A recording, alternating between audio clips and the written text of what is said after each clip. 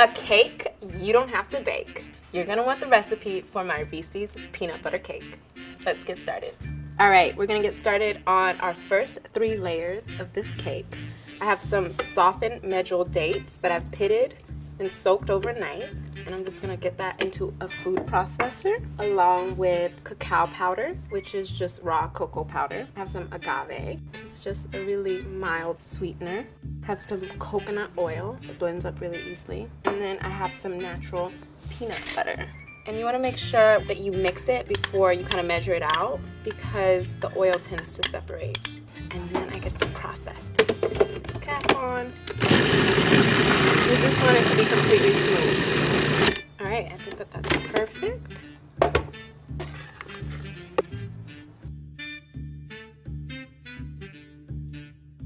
And now we move on to our second layer, which is almond meal, more soaked dates, which is just gonna give it a really nice texture and sweetness. Some peanut butter powder, which is one of my new favorite ingredients because it doesn't have so much density, but it still brings all of that delicious peanut butter flavor. And I'm gonna go ahead and add a little bit of salt and blend up again. This is gonna be more of a crumbly layer, almost like a crust. All right, that's nice. And now my last layer, soaked cashews. And I have more agave for sweetness, more of that awesome peanut butter powder. This is sea salt. And I'm just gonna blend this. This layer might take a little bit longer than some of the other layers, so just, keep pulsing. All right, I think that's as good as we're gonna get it right now. I can scrape this stuff out into a bowl. Awesome. All right, so those are my first 3 layers. Now I'm gonna get this stuff out of the way so that I can work on my 4th and final layer. All right, so we're gonna start with a little bit of coconut cream, which is just the fat from cooked coconut, and we're gonna get that into a bowl. I have a little bit of peanut butter, more of that natural peanut butter. Agave, just to sweeten it up, just need a little bit. And I have a little hand beater.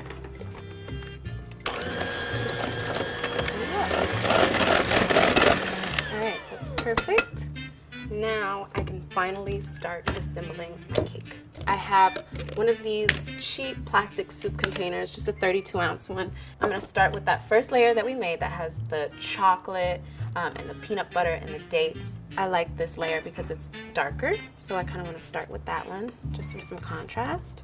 And I'm just gonna use the bottom of a tall glass to just press it in. And I'm adding these layers in batches, so I'm actually only putting in half at a time. And then in goes my second layer, that almond meal and the dates.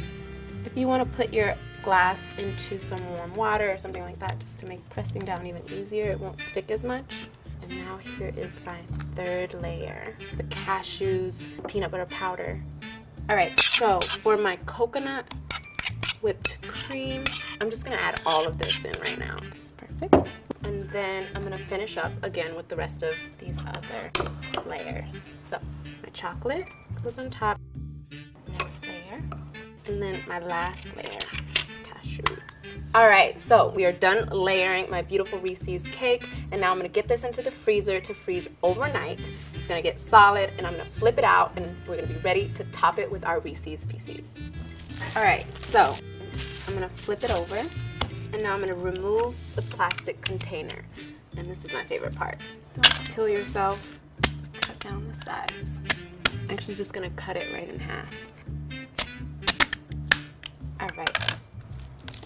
And it just peels right off. You could discard that piece.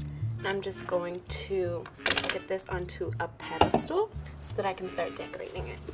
And I made a little bit of chocolate sauce. So this is my hard-shelled ganache. So as soon as it hits this cake, it's gonna harden. I made some whipped topping, which is just more of that coconut cream beat together with some peanut butter powder.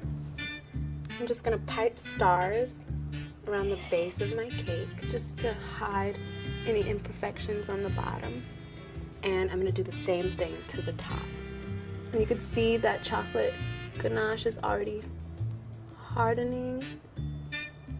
And one right in the middle. I'm gonna sprinkle it with a little bit of crushed peanut, and I even made some raw Reese's peanut butter cups, and I stuffed them with dates. And I'm just gonna top them right here. And there you go, guys, the most lavish, extravagant Reese's peanut butter cake. Everybody's gonna be impressed. You gotta make this. It's the bomb.